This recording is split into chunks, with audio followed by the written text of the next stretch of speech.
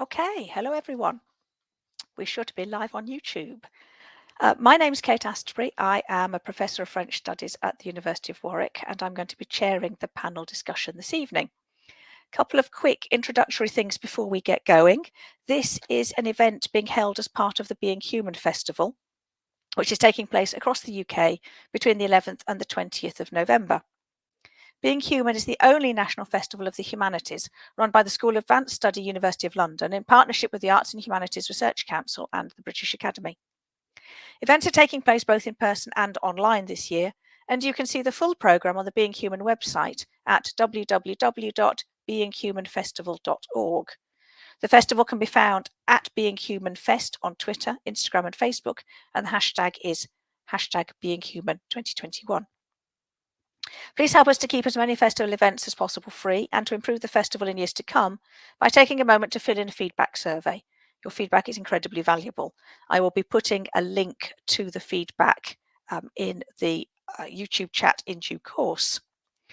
And finally, if you'd like to help support the festival by making a donation, please go to www.beinghumanfestival.org/support-us. Okay, so the Being Human Festival is about showing the value of research in the humanities. And so this evening's chat is going to be a discussion about what my research team have learnt from collaborating with English Heritage and the National Youth Theatre on a project called Freedom and Revolution that has culminated in the production of a brand new play, Lakesha Arie-Angelo's The Ancestors. We're going to talk for about an hour, but there's going to be plenty of chance for you to ask questions during and afterwards, so please feel free to pop questions in the chat as you go. The event has been scheduled to coincide with the usual National Youth Theatre members' evening, so welcome to anyone from the NYT who is listening in. Hopefully we've got other listeners from around the world. We did a similar Being Human festival this time last year and had lots of contributors from the Caribbean as well. So broadly speaking, the plan is for me to start by outlining some of the research into theatre during the Napoleonic period, and then to bring in members of the creative team, the rest of my research team, and representatives from English Heritage. I'm going to take you back to 1807. I'm going to use an illustration at this point just to set the scene. In 1807, French soldiers and sailors on board one of the prison hulks in Portsmouth Bay performed a play called The Revolutionary Philanthropist. You're looking at an illustration from a copy of the play made in January 1811. In the play, fictional black revolutionaries mirror the actions of real-life black revolutionaries held at Portchester Castle a decade earlier in 1797. The Revolutionary Philanthropist tackles the incendiary topic of the uprising of the enslaved in the Caribbean in 1793, which is a curious choice of play for the ship's captain to approve, given that it was being performed by individuals who had lost their freedom. The play was written by one of those sent by Napoleon to try and reclaim the former colony of Saint-Domingue, by then Haiti, for the French. It gives a voice to the enslaved and mingles fact and fiction. The philanthropist of the title is modelled on a man called Léger Félicité Sonthronax, who was sent by the French revolutionary government as commissioner to Saint-Domingue. His revolutionary zeal inspires the fictional leader of a troop of Black Maroons called Spartacus. The play opens with Spartacus reading out loud from a revolutionary pamphlet. The pamphlet is on the floor at his feet in this illustration of the first act. The play opens thus: all men are born free and equal. Any man born into an arbitrary servitude has the right to kill those who oppress him. A slave's insurrection against his master is a natural right. Death is preferable to slavery. The rallying cry of the brave should be live free or die. All means are legitimate to free oneself from servitude. These words have been used by Lakesha Arie-Angelo in her new play, The Ancestors, which developed out of my research team's work on French prisoners of war, their theatre, and the revolutionaries brought to from the Caribbean to Britain during the Revolutionary decade. in Lakesha's play. She has an unnamed someone deliver these lines at repeated intervals in the course of the play, which links her text back directly to the revolutionary philanthropist of 1807. This evening, we're going to discuss how academic research focused on Portchester Castle has led to a collaboration between Warwick, English Heritage, and the National Youth Theatre, and how the archival work has sparked creative responses, as well as thinking about what we've learnt from the process. The starting point were some deceptively simple questions. How do the fictional black revolutionaries of the revolutionary philanthropist mirror the real-life revolutionaries held at Portchester a decade earlier? Can we use the revolutionary philanthropist as a basis for a creative engagement with the prisoners of war brought from St. Lucia, St. Vincent, Guadeloupe, Haiti, and other Caribbean islands? In order to explore this further, I'm going to invite to join me in the panel discussion Nyla Barrett, who is Membership and Communications Assistant at the National Youth Theatre. Hi, Nyla. Hi. Thank you for coming and talking to us. So, Nyla, you were part of the original research and development process for the Freedom and Revolution project between National Youth Theatre and English Heritage and Warwick. Just wondered if you could tell us a little bit about the research and development process and how you were involved in it and where it's taken you since. Yes, absolutely. So we did this R&D during COVID, which means it feels like it was a million years ago and also yesterday. So it's kind of a weird project because it feels like it transcends time and kind of it's always felt relevant, and the stories that you don't know and then feels like you've known it your whole life. It's a really weird kind of feeling. But so the R&D started last year, and it was with a small group of Black female identifying members of the National Youth Theatre, and it was really, without sounding a bit cliche, like magical to be in a space with only Black female identifying women, because it was like you're not really in spaces like that maybe as often as you'd like or as often as you'd want. And it was just incredible to hear about the stories of the women at Portchester, especially when we didn't know they existed. And a really central question of the R&D is, where was all the women? Because you hear stories about Black history and slavery and things like this, and it's really male centered. And I've always thought, like, where are the women? Like, what are their stories? There must be more to them than just being someone's wife, someone's daughter. There must be more. So when we did the R&D, we had fantastic historians who some are going to speak very soon, and they just it was quite mind-blowing. I was never really into history when I was in school, but I was really into hearing about the Black history and the women coming over from the Caribbean. I also am from the Caribbean, so it felt very closely connected to my roots. And through that R&D week, we did monologues. We put ourselves in the shoes of these women. We tried to get a sense of how they were, who they interacted with, what they could have been feeling. We had some like scripts of words that had been found from times that they were in Portchester, and it was just really fantastic actually to be in that space and kind of bring these women to life, because as I said before, it was, where were all the women? And I really think during that R&D last year that we found them. Fantastic, thank you, Nyla. Nyla has agreed to let me embarrass her by playing one of the monologues that were filmed at Portchester Castle as part of sort of phase 2 of the research and development phase. So I'm going to just embarrass her completely by showing a video that is now available on Google Arts and Culture, just to give you a sense of the powerful way in which all of those involved in the research and development process really responded to the material and the story of the women and children brought across from the Caribbean to Portchester in the 1790s.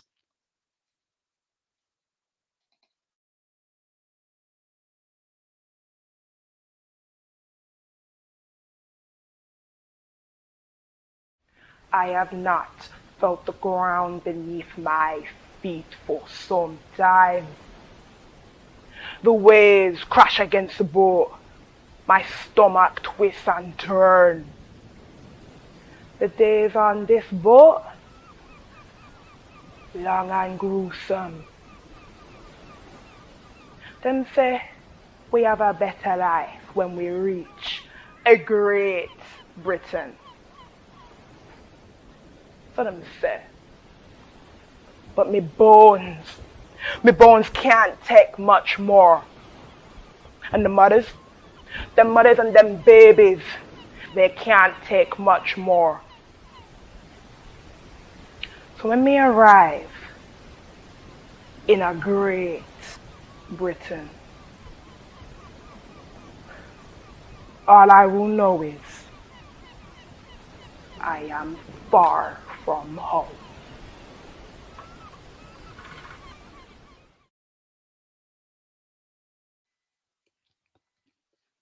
Fantastic. Thank you. I'm going to put. I will put the click. I'm worried that I put the link in the comments to the Google Arts and Culture. Everyone will go wandering off to look at more of these amazing monologues, but I will do so in due course. Just talk to us a little bit more about what it felt like to be at Portchester Castle, in the space where you knew these women and children had arrived and spent time. Yeah, so the first time we went to Portchester, it was really weird. I don't consider myself someone who kind of believes in like ghosts and things like that. But when I went into Portchester Castle, I was like, we are not alone. I really felt like a sense of, it's such a strange feeling to explain and put into words, but you kind of do feel the gravity of being in there. Maybe it's because I went in there knowing what occurred within the walls. It was quite intense actually to be in there and know what happened before.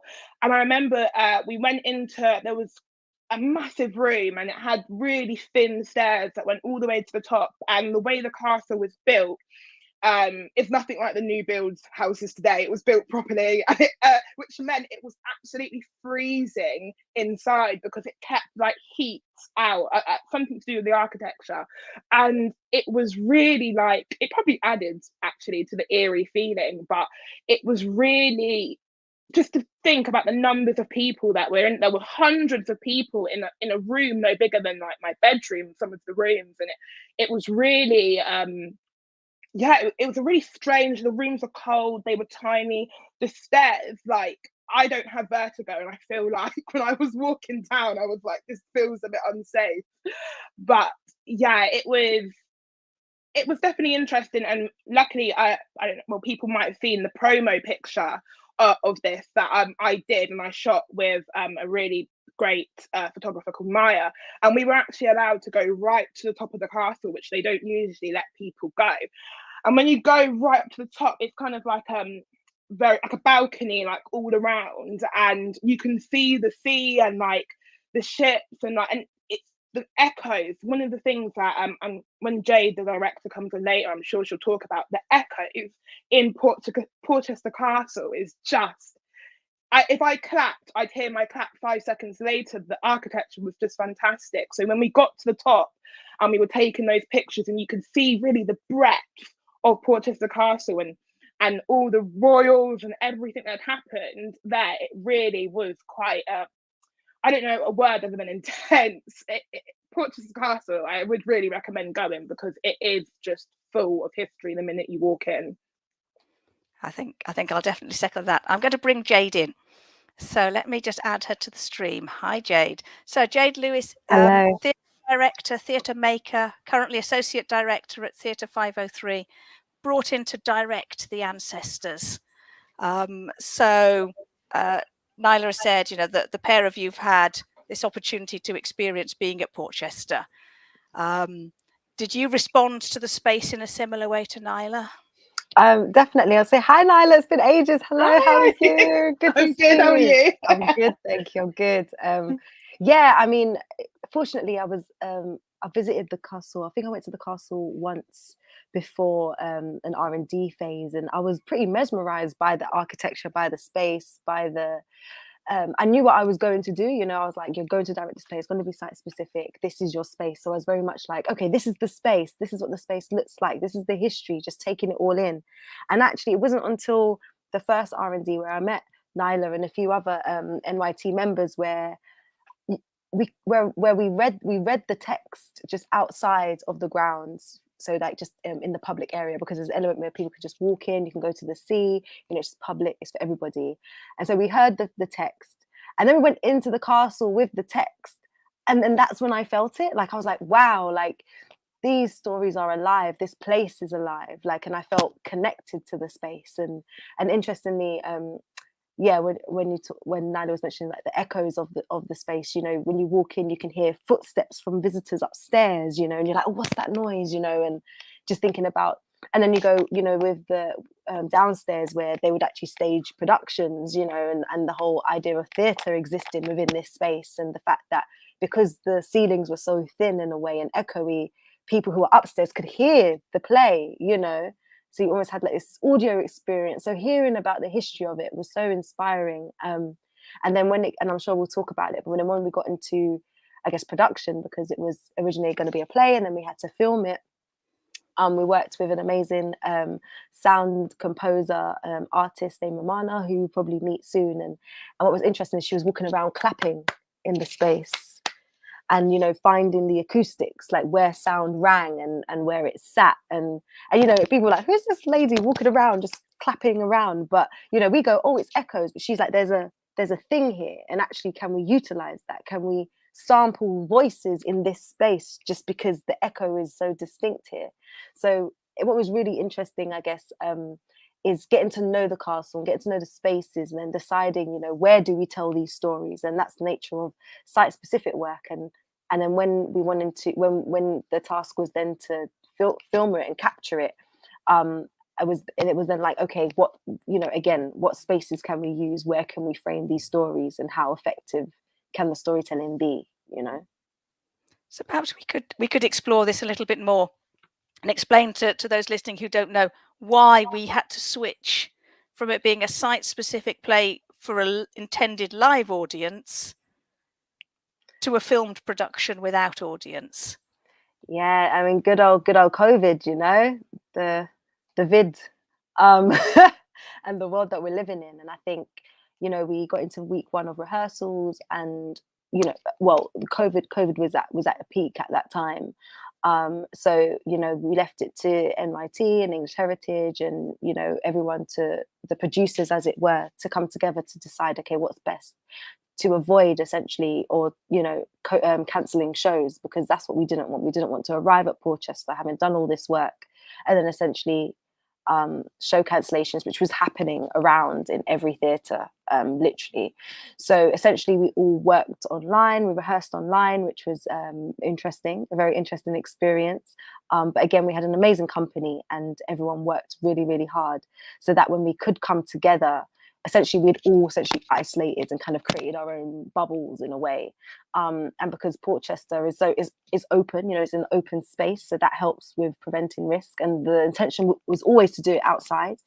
But now with camera involved, it meant that we could go into those intricate, smaller spaces and tell stories, which we may not have been able to do with the bigger ensemble site-specific live version. So there's pros and cons to everything. And we just wanted to, for me, the intention was for it to be site-specific, for us to take this audience on a journey around the castle, literally, as we were guided through a character called Gede in the play. And I really wanted to honor that experience. So the plan was to essentially keep that idea of us going around the space, but using film in a way so that we could transport in different places as well. But I really wanted to stay true to the brief, to the, you know, what it was going to be. I wanted the audience to still feel like they were there and they knew where everything was and understood the space just like how we did.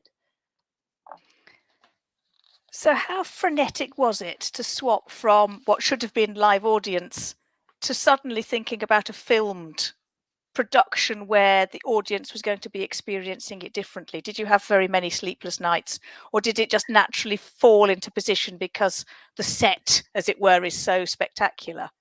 Yeah, it was a big switch. It was difficult. It was challenging. But again, credit to the creative team, credit to NYT for everyone being patient and understanding with it all, because everyone was shifting. Everyone's gears had to change.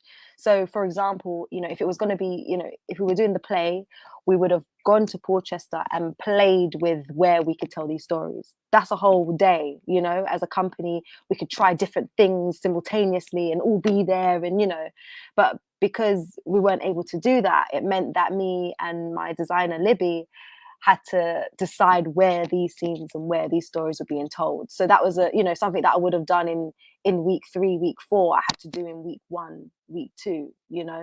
And that was a big shift.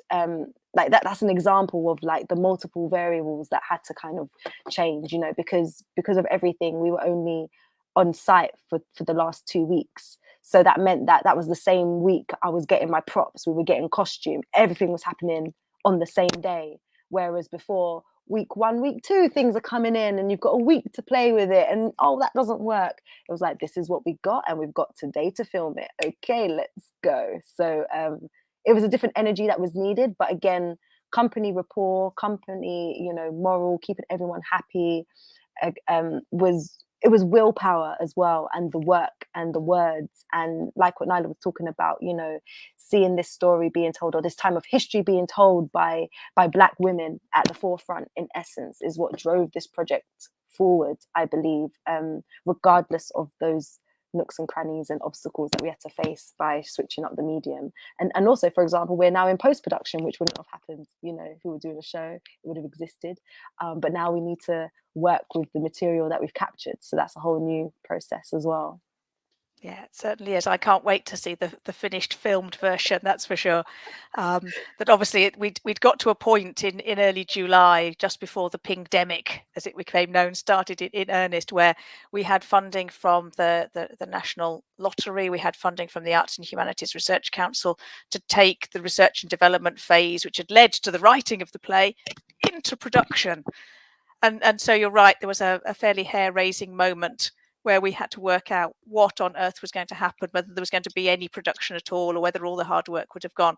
And I think that without the energy and enthusiasm of the creative team and the cast, it could not have happened. But that somehow the sheer will to do this carried everything forward, despite all the obstacles that were placed in your path. Nyla, how did you feel about the shift in plans? So I wasn't actually in the film production. I stopped just before they went to the film production. So who knows? Maybe I like something in me, the theatre in me was like, no, you must not go to the ball. But I can say, from knowing what they went through and seeing the productions being in the building when they were like rehearsing, etc., I think it worked really well, and I actually think it added a new element to the ancestors, and it kind of has cemented it a bit more. And maybe it was like the ancestors saying to us, no, we need this filmed and we need everyone to see it. This is not site specific. It is going to be, everyone's got to see it. So who knows? I feel like, yeah, it's really exciting. And when it comes out, it is just going to be incredible. And so we'll just keep dropping teasers right the way through the evening. You're all going to have to wait until the spring. I was also going to say, what was really nice is English heritage, because essentially if we were doing if it was a film, we would have had more time. We would have the brief would have given us more time, because it's a different beast in essence. But what was really fortunate is that English heritage allowed us to use the castle during the day to rehearse and kind of be in the space amongst the public. So what was amazing is there were moments where we were rehearsing scenes or playing with movement sequences, and the public were there observing, engaging, at times applauding, and it was like, oh wow, yes, live, just that moment of theatre just existed for a moment. And so we was able to even test the theory of it by rehearsing it, because essentially we just had to utilize our time wisely. But again, it was still nice to have that relationship with the public and talk to them about what we were doing, and they were so interested and so engaged. Families came back, they got to know us, and they were there by the ice cream van, and they'll check up on us. How you guys doing? So like the whole area knew we were around in a bizarre way, which was really nice, to experience. And how much pressure did you feel to get the take, as it were, because you'd got a very tight schedule for actually being on site? There wasn't much room for multiple takes of any scene. Did that add an extra layer of pressure, or did it just make it more like it would have been had it been live? Well, this is it. I mean, because NYT is National Youth Theatre, so we're working with theatre makers, So what was amazing is that we rehearsed it, fair enough, online. But thinking about all the things that you'd think about when you're working with text, character, objectives, So what was amazing is by the time we got to Portchester, everyone knew their lines, everyone knew what they were doing with their lines. It was just literally, okay, this is your space. How do we move? So there was getting everyone to move and work together within, with our bodies was something we had to work on and do it really quickly, because essentially normally you'd have time to build up to that. And therefore it just meant that we just had to really manage our time. And actually we did a lot of runs of scenes. So I literally just blocked scenes, and then essentially we just worked it from different angles and just tried to capture as much as possible within that framework. And actually I personally went on a creative journey of learning how to block for camera. How do you stage for camera rather than staging for live performance? So I went on that journey on the job, as it were. So I think we got better by the end. And strategically, we set up to do the smaller scenes first. So we weren't filming in chronological order either. And you wouldn't necessarily rehearse in chronological order either, to be fair. But yeah, so we started off with the smaller contained pieces and grew. So that also helped us manage. But we were more racing against the sun, to be honest. Like it was like it's coming up to 8:30. We've got 4 more takes to do. We just get it before the sun disappears. So it felt like the sun was our timer, actually. So we just worked till the sun went down. And again, thanks to English Heritage and also shout out to Jenny, who manages the site over there. She was incredible to work with. She was great. Yeah, so Lakesha is going to be joining us shortly. She is in the middle of rehearsals for something else at the moment, so she's not quite yet in the room. But so for the audience who don't know very much about the play yet, I will do the quick plug. You can buy the book of the play. It covers multiple countries, as well as it's not just, it's a site-specific play about Portchester because it focuses on the prisoners of war at Portchester, but it also tackles the revolution in Haiti. It has scenes on St. Lucia. So there are sort of several threads running through the play. Did that make it then easier to turn to film in bubbles, because you could do the revolutionary women on St. Lucia, and you could do Toussaint Louverture on Haiti, and you could do the Portchesters the prisoners at Portchester? Did that actually make it more straightforward to film in bubbles than perhaps it would have been had it been a play that required the same cast from start to finish, as it were, rather than groups of cast? 100%, and I'm sure Lakesha could speak on it more, but it felt like she intentionally went around that. She was R&D in this thing during COVID and everything, and I think a lot of writers at the time, and I think Lakesha was very aware of that. So it's like, okay, if how can we still tell a story in a way that if they were to rehearse in bubbles, we could still do it, so yeah, totally being able to work on the different storylines, the different arcs individually was definitely useful. And I feel like it was, if anything, it was more difficult for the cast, I would say, because it'll be like 3 days, this is your time, so then they're working intensely for those 3 days, and then it's like crash, so I more felt for them. And we had to make sure they had regular breaks and everything, but yeah, it was intense, but at the same time the form did make it doable, for sure. Great. I'm going to bring in Dominique Bouchard next, as Head of Interpretation and Learning at English Heritage, to talk a little bit about the collaboration from the English Heritage perspective. So thank you for joining us, Dominique. Thank you. Could you just talk to us about Portchester Castle and English Heritage, and what English Heritage are doing at Portchester, and what the collaboration between English Heritage, National Youth Theatre and Warwick might mean for English heritage as an institution. Yeah, so Portchester Castle is kind of one of the most incredible castles in Britain that nobody maybe has ever heard of. It originally is a Roman fort, and then over the next 1,000, 1,500, 1,700, 2,000 years, has been built up and fallen down a little bit and built up again into the place that we see now. So it's got this incredibly long history, and it's a haunting place. It's a place that has kind of organic creativity in the 18th century. And Kate, this is, I guess, how you got involved with it in some sense. The prisoners of war at Portchester built a theater and would write and put on plays. And the origin of this project is, it's got a few different origins, but there's a physical historical tie between the revolutionary philanthropist and Portchester Castle. And the reason why this is important from an English heritage perspective is that, the authentic history and authenticity is a really important value for us as an organization. So it's not that we just kind of plucked a story out of the air or a play out of the air and decided that it should be performed and staged at Portchester, but this is a play that had, or the revolutionary philanthropist had real tangible, was part of the historic, intangible cultural fabric of Portchester Castle. And it was time for us to reflect on that, on the history of Portchester, on the plays at Portchester.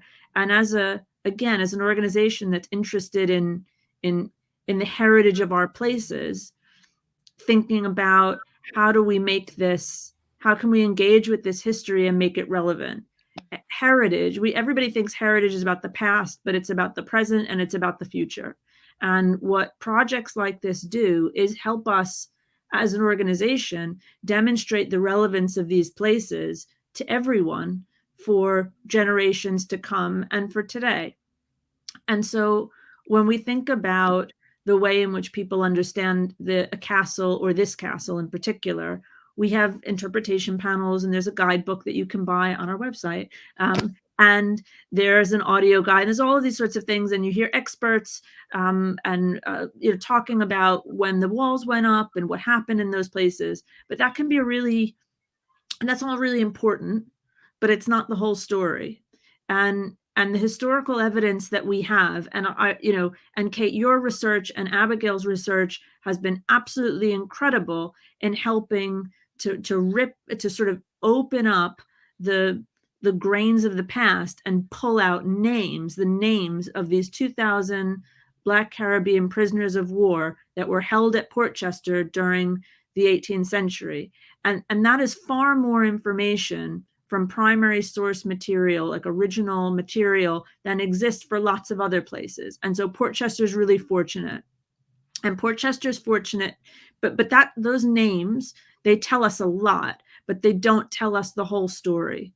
And in the heritage sector, in any kind of historical sector, the information that we have about people tends to be in proportion to their status in society. We know a hell of a lot about like what Henry VIII ate. We don't really know that much about a lot of other people, most other people who lived at the same time. Similarly for Portchester Castle, or for these people from the Caribbean, we know so much more about these people than we do about almost anybody else who is in a similar position. But even what we do know is really limited. And so from an institutional perspective, from the perspective of trying to tell a history of this place, what we can do as historians kind of runs out. And what we want to be doing is to help people connect to the past. Like I said, heritage isn't just about the past. It's really about the present and future. So these collaborations and partnerships with artists and with academics are essential for thinking about how to, in some sense, fill in the gaps. And what you've created here with the young people, with the theater, what everyone has created here isn't history, but what you've done is make an incredibly important, significant contribution to the heritage of Portchester through art. And that relationship between art and heritage institutions is something that we're very interested in exploring more. It can help us tell stories about people whose stories would otherwise not get told. And I think that, you know, it's about picking up where the evidence leads off. And it's not about fabrication or telling a history that doesn't exist or making up history. It's about creating that emotional connection to that intangible culture that we all want to tap into, and that enriches all of our lives. So the history of Portchester in this particular episode definitely has global connections, but it's relevant to everyone, whether you have an ancestral connection to the Caribbean or not, whether you're from Portchester, it's part of local history. And for us, it's really about demonstrating all of those connections.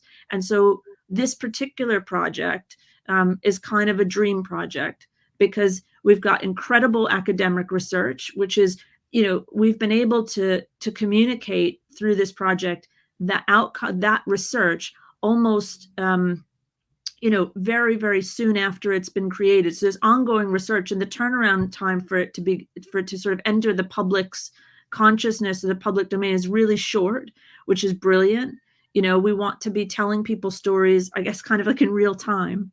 But also the authenticity that's provided by the fabulous artists who participated in 2 R&D projects, and the theater and the production itself is also incredible. I mean, the work on this started with the historical research with archives and libraries, and you and Abigail will continue talking about that.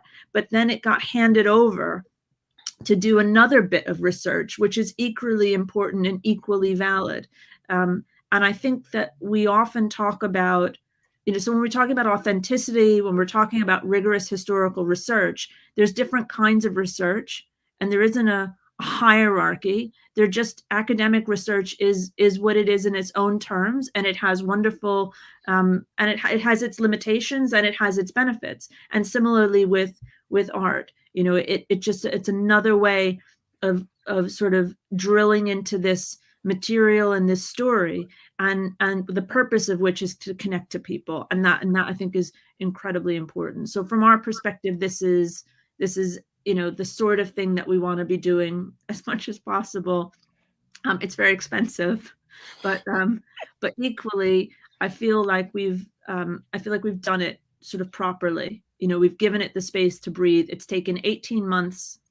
Well, actually, I guess, Kate, this started, you and I had a chat in January of, I guess it was December of 2019, was it? Yeah.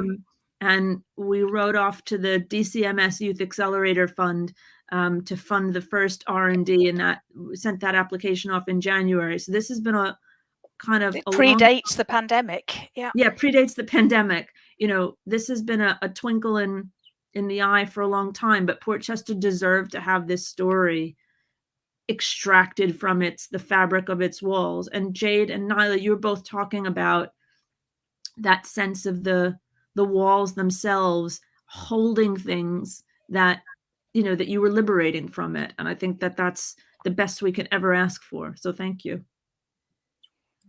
Thank you.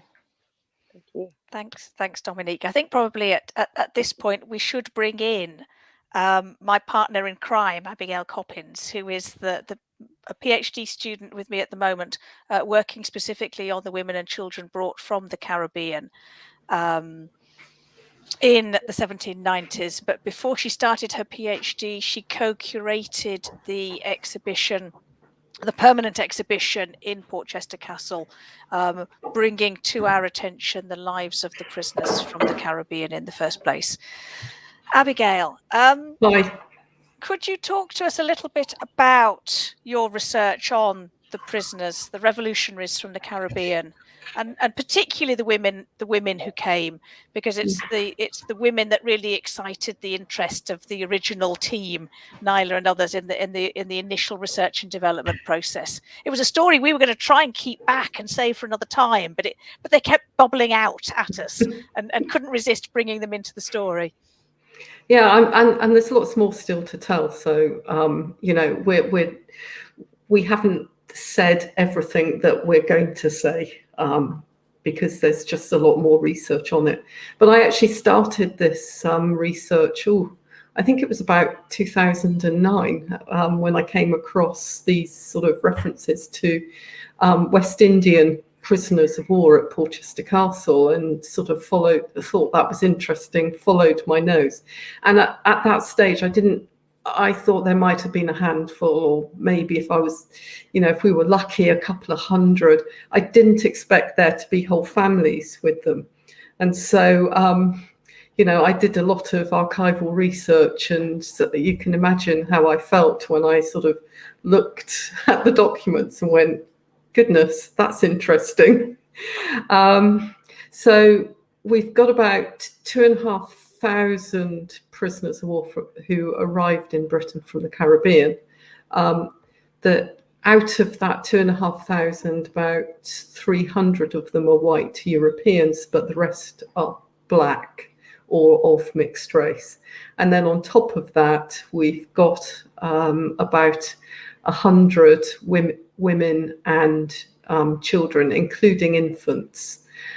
So they're French. They've come from they were captured on a number of islands in the Caribbean, mainly St. Lucia, St. Vincent and Grenada. And I've been trying to tease out, you know, what their lives were like at Portchester and at the other prison that they were at, which is just down the road and called Fulton Prison, which is sort of a sister prison to Portchester. And yeah, they were very compelling.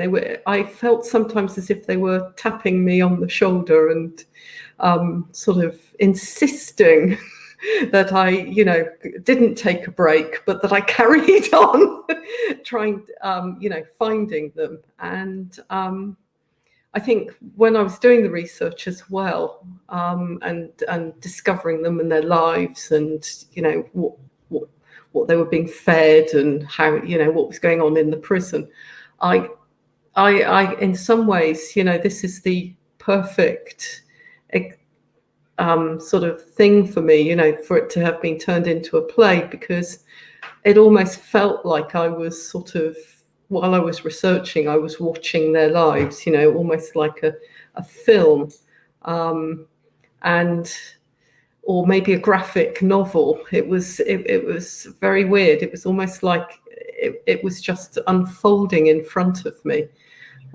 So this is, you know, the play, The Ancestors, is for me something that I would secretly have, you know, wanted when I was first doing the research, but would have been too sort of shy and too, you know, I would never have dreamed that it could have actually happened.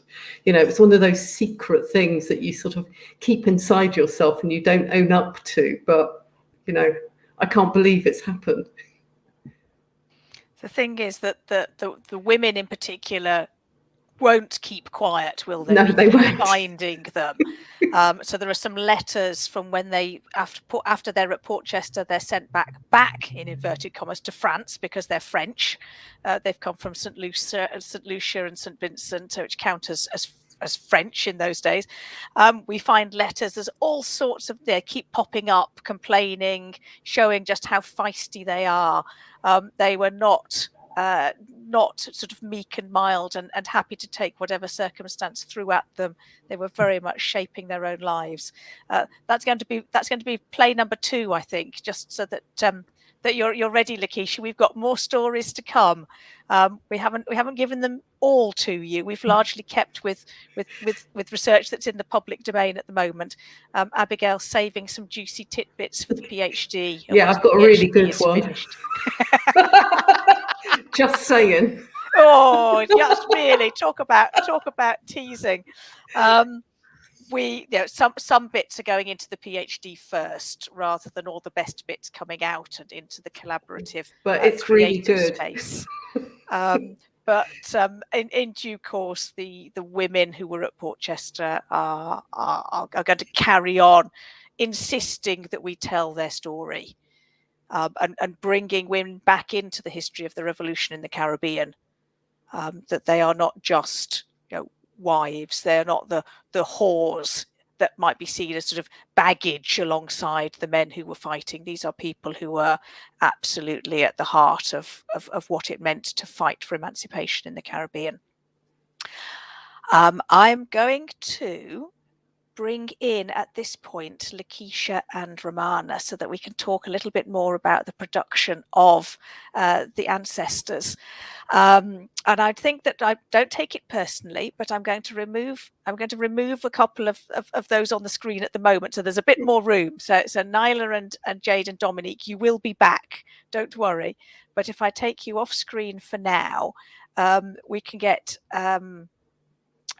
Lakesha and Romana in so that they can talk to us about the ancestors. So can I start with Lakesha perhaps? As playwright, we have been plugging the book, the play, left, right, and centre. I don't know if you saw Dominique put it on her bookcase so that it's there in the background. Could you just talk to us about your journey as a playwright, from starting with a discussion with me and Abigail about the research into the prisoners' theatre, into the prisoners from the Caribbean? Could you talk to us about the journey from that engagement with the academic research through to an on-site production to a published Methuen drama play? Yeah, sure. Thank you for that intro. It was honestly such a pleasure to work with you all, because you both provided me like all the information, like that. It felt like I could tell, Abby, you've been like sitting on this for so long. You just wanted to share all of it. It was so great to digest it. So I guess from the early stages of kind of onboarded by NYT and them saying, hey, we have an idea of this play that we've dug up, the revolutionary philanthropist, and we have these two brilliant researchers and academics who have lots of information about the lives of people who have done that passage from Haiti and the rest of the Caribbean over to Portchester Castle. So those early conversations we had, where you kind of gave me the lists of names of people that had been, documented of making that journey over to Portchester Castle, as well as a little bit of the background behind the play, the French prisoners, the white French prisoners who wrote those stories, and what life would have been like in the castle. And for someone who had pretty much no idea about any of this history, it was really I guess a little bit overwhelming, but also just so enlightening, so illuminating about these people who we don't hear about, we don't get taught in schools. So it was like really fresh information. And I guess what's usually the process when you're kind of starting out writing a play and you kind of do research, you have to do all the digging and the kind of locating of things, and you have to go to the British Library and go to the museums and that kind of stuff and dig around and have no idea how you find information. But what was such a privilege was just having you all just kind of go, and then this and this, and here's this thing, and here's this thing, we found this, and any questions that I had, you were able to kind of go away and find those answers really quickly, like what was a currency that was used at that time, or where were women, and what did it look like to have these women who were leading the kind of spiritual aspects of the the warfare and all that types of things. And what was, when we look at history books, we look at how kind of like spiritual practice would held. It's kind of told in one particular lens. And so what was great about working with you both was that you're able to kind of think about what lens it's being portrayed in and kind of going, but actually what potentially was been happening may have been this. So kind of not even just providing the research, but providing the context of where the original documentation came from, which is really key. because sometimes you kind of go, maybe I'm like fabricating some of these things out of nowhere. Maybe I'm just kind of using, strictly my imagination, but having you both say, no, actually, there may have been things like this. So that makes sense. So just kind of having ideas validated and maybe springboard off that.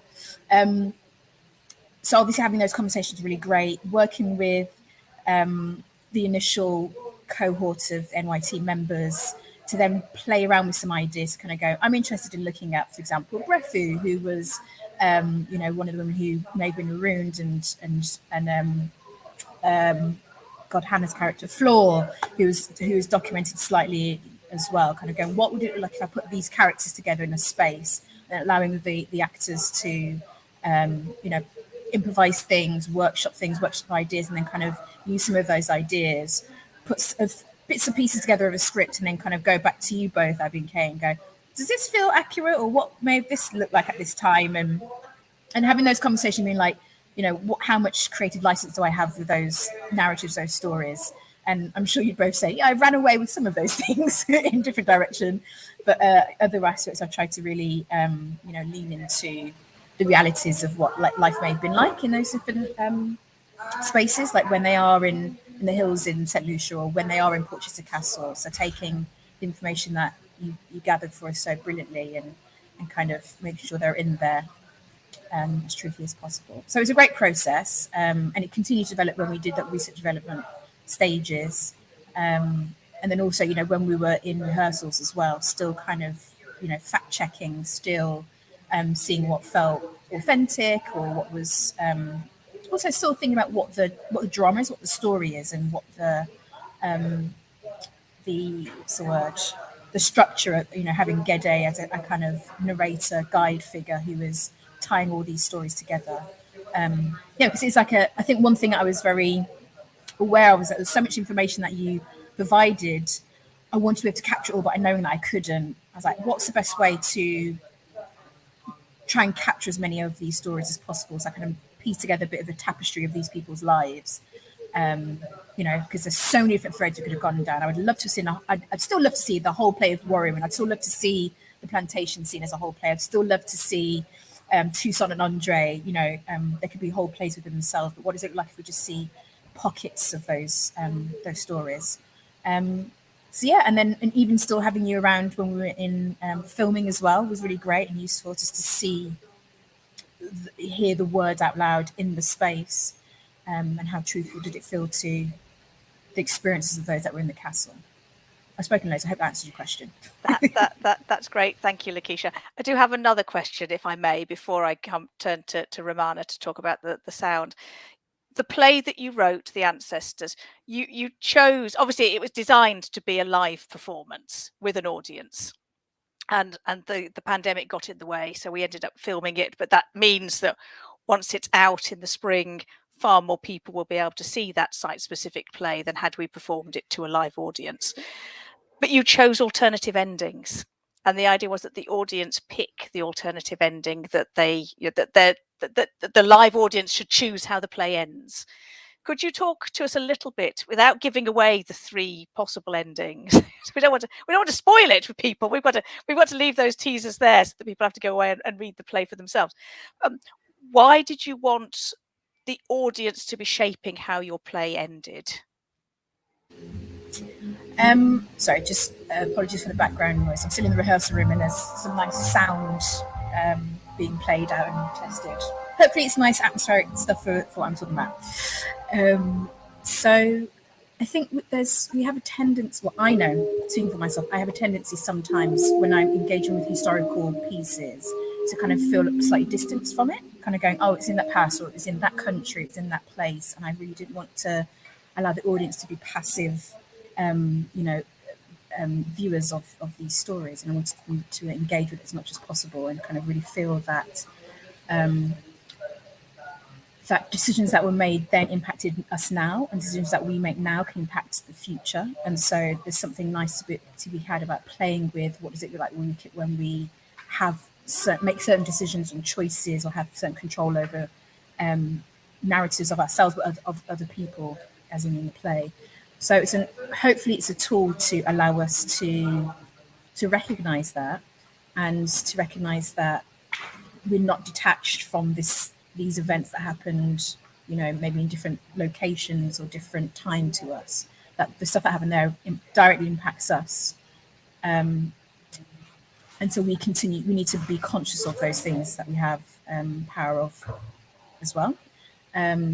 So yeah, it's just, and also just a kind of a nice dramatic device, really, to kind of get the audience engaging. If they're traveling around a space, sometimes it can feel a bit, it wouldn't, because Jade's a bar-mass director and the cast are great, but sometimes the site-specific work, it can have a tendency to feel like, oh, I have to move to another location, then sit down and just watch and then move again. But actually, it's like, we're not just watching, we're not just moving, you are also participants in this.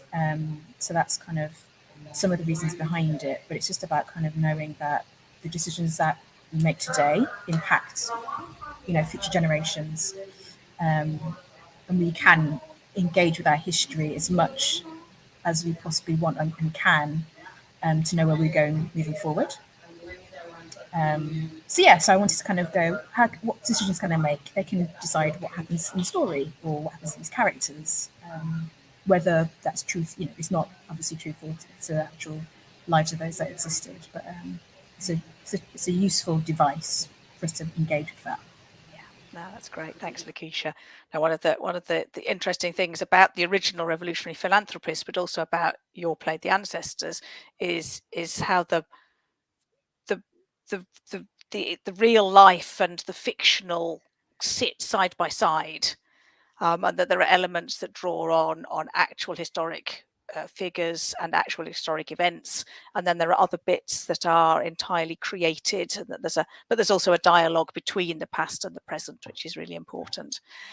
I'm going to turn to Romana next, because she had probably one of the biggest shifts to make between a live production in front of an audience to suddenly the pingdemic destroying any chance of a live production, and us having to move to filming in bubbles, out of sequence, without an audience. Would you like to talk to us, Romana, about how you've worked on the composition and the sound design, perhaps both originally for an audience and then how you've had to suddenly turn yourself into a film sound person? Yes. It's been a fascinating process, and I think, interestingly, in fact, most of the music that was composed for when it was supposed to be live had to be scrapped, because the idea is, you know, there's such a difference between live performance and then, you know, performance, like live performance, recorded performances, and then performance, but you're not seeing the performers. And initially I had this, you know, whole idea about each person being represented by an instrument, and we were going to have a live band.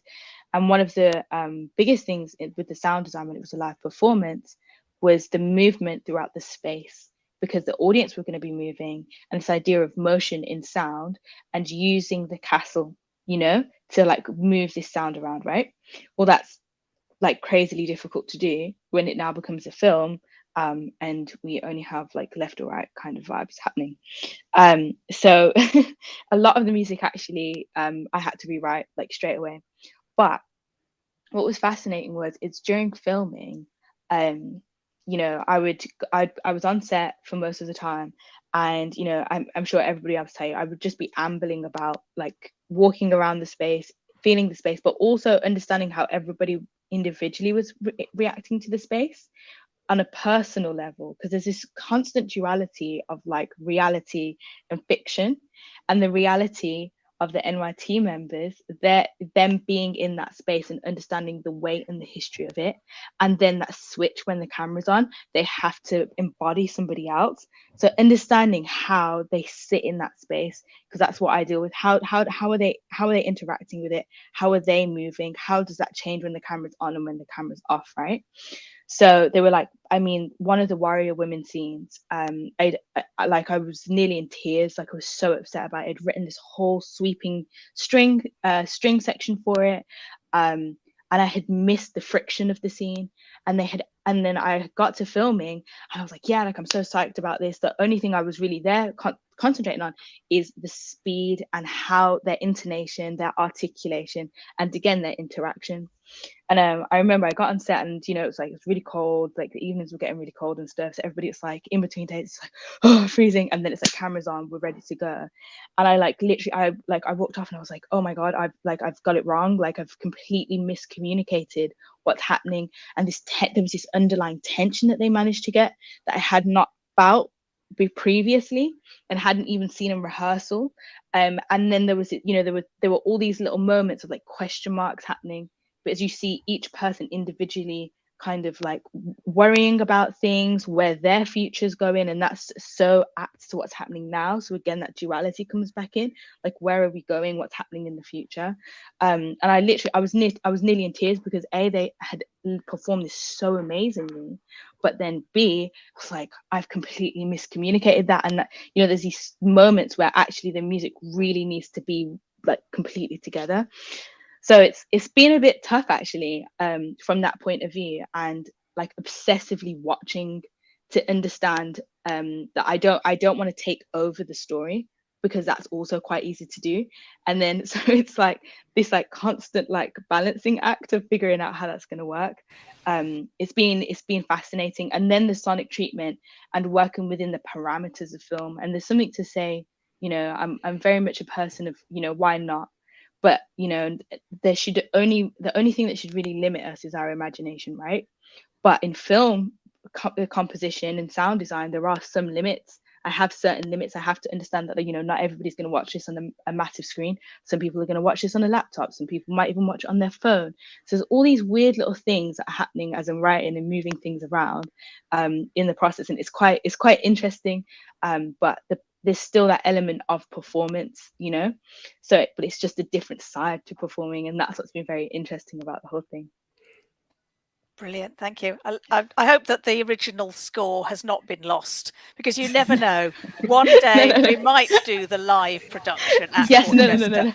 And I love the fact that you've got instruments per character, which is very much in the late 18th, early 19th French tradition of melodrama, where you would be able to recognize who were the heroes and who were the villains, which instrument was connected to their appearance. So I love that, again, the links between past and present are what gives the whole project such resonance. It's so interesting to hear that as well, because I didn't realize that's what happened, Romana. I remember being on set and you being like, I've missed it. I was just like, what's the problem? I was so upset. Do you remember? I was so upset, and I was like, oh my god, like I was literally, and then I was like, I would like literally be sat in the car with like scores, like everyone kept finding me at like 9 o'clock at night with my laptop, and I was like frantically like, I gotta rework this really quickly while I remember. Like, yeah, it was really interesting. Oh, and then also whilst we were on set, we found out about the church on site. And it's like one of the first, so that church is a Norman church, and it's effectively the beginning of amplification. So these churches were designed to amplify, right? So obviously they didn't have electricity and the ability to amplify. So we got this amazing day where we got to record some of the string parts in there as well, and use that space, and then understanding and, you know, in talking to the members of staff at the castle and everything, and finding out that, you know, some people, this was, you know, the last thing that they saw or the first thing that they saw when they got to the castle, and understanding the relationship there. It was, you know, so insane. And then I had this crazy moment, like it was so funny. We had this crazy moment, and they have, you know, church bells in there, and they were ringing the bells, and I really offhand asked about these bells, and I was like, man, that's so beautiful. And I was like, oh, the bell's really nice, you know, we should try and get the sound of the bells. And then Pete, the guy who does the bells in that church and has done for like quite a while at this point, he's like, yeah, they're the original bells from like the 1400s. Sorry, what?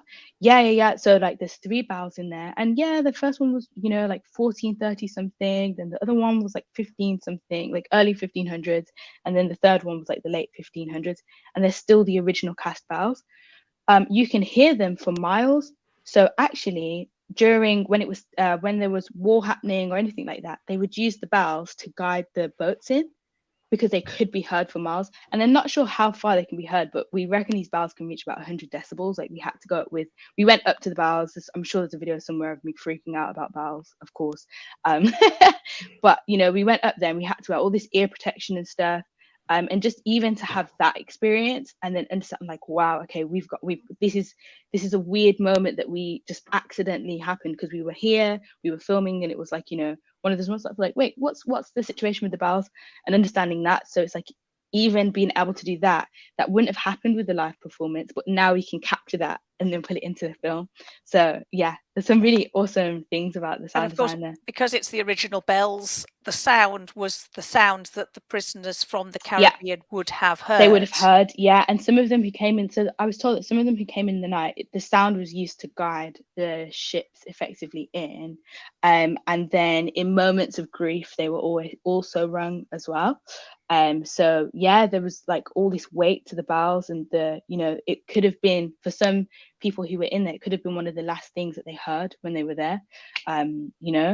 It also might have been one of the first thing, and especially with the resonance of the boatwomen and understanding the place of the boatwomen, like as you were talking about as we came in, understanding that might have been the sound that led them to their family. That's what they would have heard as they were going back to their family, or they were leaving their family and things like that. So it was just like all these little moments like this, and it was like, oh, okay, we've got to get the bells, running around like a crazy person trying to ring bells. But yeah, so it's just from a sound design point of view, it opened it up in many ways and it totally changed it, but also in some ways good, some ways in a really difficult way, but it's still fantastic. Like the work itself is amazing to work with. So whether it was a film, whether it was a live performance, it was always going to be like my happy place, to be honest. Brilliant, thank you. I'm going to just bring everybody back onto stream, if we can squeeze. Can we squeeze everybody in? Wait a second. Poor Nyla's still left at the bottom. There we go. I just wanted to bring you all back in. We've got a few questions coming in. I'm going to move on to the questions in a moment. I think it'd be really, really great if we could have a sentence from everyone about what the collaboration has actually achieved that could not have been done without all three parts. So you've got the academic research, you've got the site and English Heritage's willingness to allow us unlimited access to the site to be able to do things at Portchester, and then obviously the creative collaboration with and through the National Youth Theatre. What does bringing those three things together actually mean? What does it give that any one of those three things alone couldn't have achieved? I don't know where I'm going to start. I'm tempted to start with Abby, if that's not putting you on the spot. I suppose I could never have dreamed that we could have done this, that this was even possible for what started out as a tiny piece of research and it's now expanded to this. And I'm just aghast at the amazingness of it and the fact that everyone is so brilliant. That's all I can say. That's all you can say. Yeah, so I spend a lot of time writing a lot of very boring academic articles that nobody bothers to read.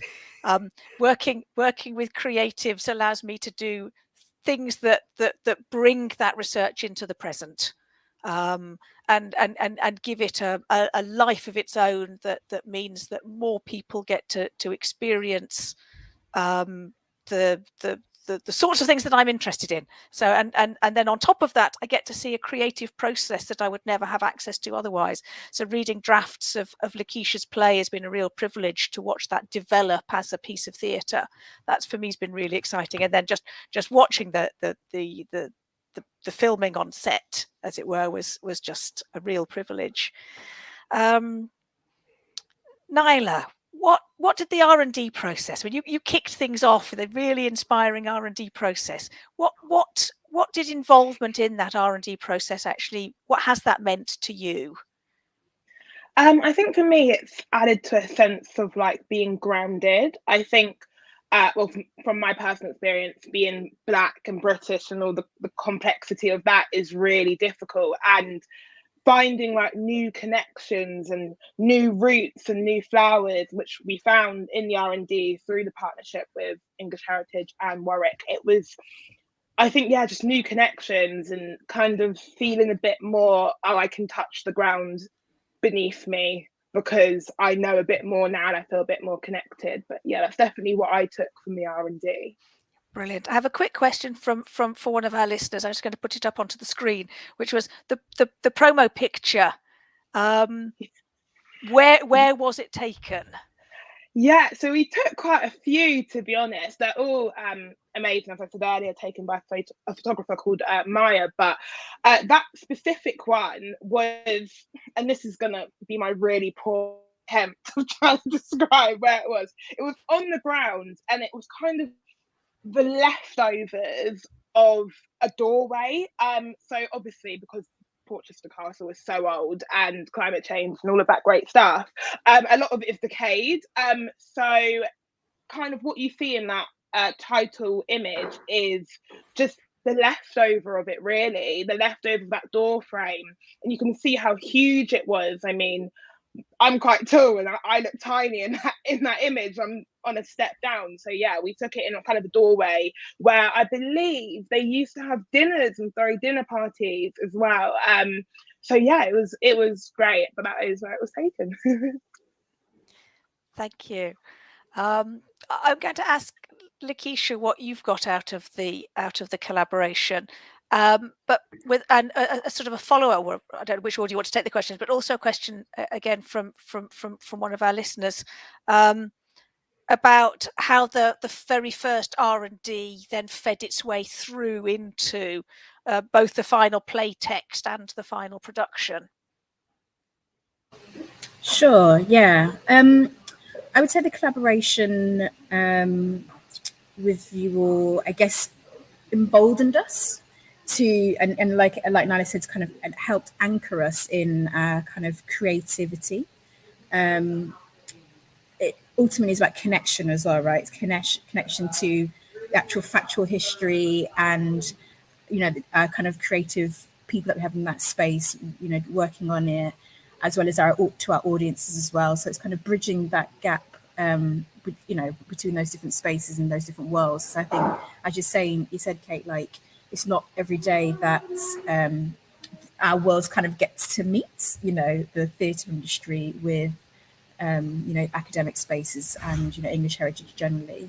So it's about building those connections. I think, and also just the collaboration with the physical space as well, again, helped embolden us. But I think also really, I think it really deepened our understanding of what it means to honour and I guess give a platform to those unsung heroes, essentially. You know, it's great when you're able to create those stories in a theatre space, but actually when you're in the space and you're talking about people who would have been in that space previously, it's a very different quality. And I think it just helped us really connect to that. So I think connection is a really powerful thing that was great about the collaboration. How did the writing from the members in the first R&D feature in the final production? So actually, Nyla, as you can tell, Nyla is a great, you know, public speaker and performer, and like Nyla, a lot of our members are really great at just throwing ideas out there. So I had some ideas for Prisoners of War. So I gave a bit. It's just me. Can everyone hear me still? Yeah, good. Okay, sorry, everyone just froze me. So I gave parameters of kind of different characteristics I wanted to look at and explore. And the gang went off and wrote some monologues and performed them. And there were some like one-liners that I was like, oh, that's a really great, that's a really useful line, or that's helped me understand this particular character. And then I kind of went away and built on those things. So there's some like a few lines here and there, but generally like just the kind of the tone of the world was really useful. There's a key question that one of, I think it might have been you, Nyla, as well, that asked in the Warrior Women scene.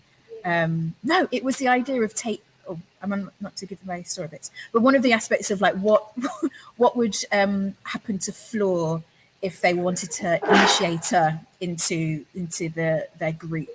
And that was something they improvised. And I was like, oh, I love that idea, actually. And I remember it was Nyla's small group in particular. I was like, yeah, I'll utilize that. So it's lots of little ideas and a few one-liners and I guess characteristics that I kind of built on. Yeah, and they all developed their own monologues, standalone pieces for us, which we recorded, which are awesome. I will put the link into the Google Arts and Culture in a moment so that everybody can go off and have a look at them in due course. Dominique, what has the collaboration brought to English Heritage that English Heritage could not have done alone? Well, we're definitely not, we're not an art organization. We're not a theater company. And I think for us, this allowed us to take an idea that we had, an ambition to try to tell the story of England, which this is one of the stories of England.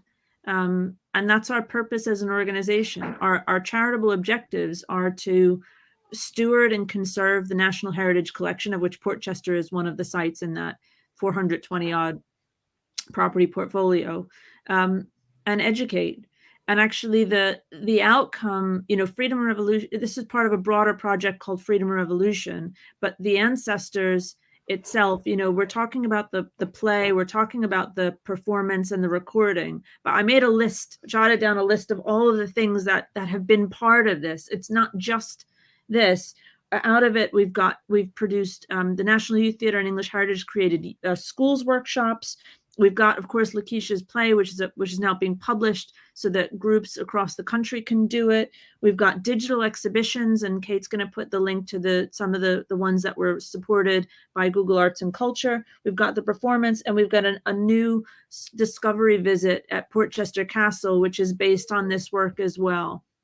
So we couldn't have done any of that without this. I mean, this is a coming together of individuals, of groups, and of teams that have unique expertise.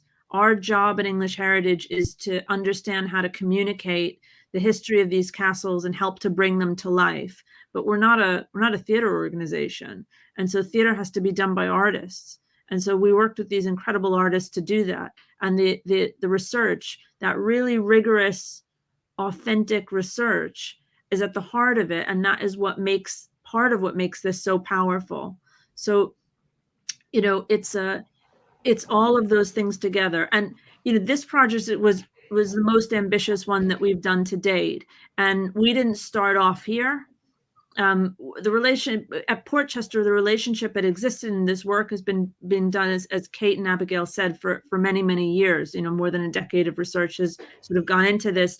And before the ancestors, you had Elaine Mitchener who installed a sound installation. Also, it was another collaboration with Warwick through Kate at Portchester Castle, and you know, so there's iterations of things. But the boldness for us to embark on the Ancestors Project came from the confidence that we built up through the collaboration with the National Youth Theatre that English Heritage, through our Shout Out Loud program, which is our National Youth Engagement program, did at Eltham Palace about LGBT history and heritage. And that created again, we produced that play called Our House, which you know, won a National Heritage Award for a best event exhibition or festival. So we kind of felt like we were onto something after that. And the experience of doing that was so profound for everybody involved, and to be able to be there, and that we were able to stage at Eltham, sort of pre-COVID. What a luxury. And we knew that there was something incredibly special about doing that. And so when Kate told me about this play, you know, I thought, we have to do this. I don't know what we have to do to make it happen, but we have to make this happen. It's just too important. It's too perfect. And, you know, when you have this much material and these sorts of relationships that we have, especially between English Heritage and the National Youth Theatre, and between English Heritage and University of Warwick, to be to bring all of these people together and all with the same value, that these stories not only deserve to be told, but they need to be told. You know, you just sort of make it happen. And it's been a lot of hard work. It's been a lot of hard work from everyone. But it's all because we believe in that singular ambition of ensuring that this story is told as part of England's story. And that the emotion of the story resonates with those who experience it, so that it doesn't become dusty archival material, but something that comes to life. And that's the beauty of working with a creative team like the National Youth Theatre, is that we have that opportunity of bringing things to life so that they mean something to people in the present day, as well as being a way of honouring the memory of those who were at Portchester during the revolutionary decade. I've got a question that's come up. I don't know whether Jade or Romana fancy tackling it. Whether the ancestors have sparked any ideas for other new projects. I can honestly say I feel like it sparked off great collaborations and working relationships. You know, Lakesha and I go way back, but this is the first time that we've worked together, and I think we'll do it again, girl. Do you know what I mean? Romana, same. Like we first, even though I'd seen her face before, my mini human's gonna come and disturb. Yeah, thank you. Oh, thank you. Just gave me a kiss. But you know, me and Romana, first time that we're working together, first time that we've like met, but then weirdly we've been in the same spaces back in the day before we didn't realize, and now it's like, yeah, we're gonna work together. Me bringing in my movement director in, everyone's like, well, she's amazing. I'm like, she's fantastic. Shout out to Sarah. You know, like it's created definitely new working relationships. And I think for all of us, you know, the majority of us are Black women, like, you know, steering the ship and aboard this ship, and just that as a thing within the theatre industry is quite impeccable, you know. So the fact that if this is something that NYT are championing, there's something that Warwick University are championing, English Heritage are championing, it's like, wow, like, come on theatre, look what we're doing. And not only are we making great work, but we're bringing it and putting it in the mouths of young people, the next generation. And if they can connect to a story and tell it so beautifully, it's for everyone. I genuinely think so. Like what you know, what's been said before, history sometimes doesn't feel accessible, and I think this is how you make it accessible. This is how you make it holistic. This is how we feel we have ownership over our stories and over our country. You know, I've never been in Portchester in my life, but I'm British citizen. Do you know what I mean? And now I feel like I can go there and I have a right to be there, you know. So yeah, that's what I'll add to the conversation.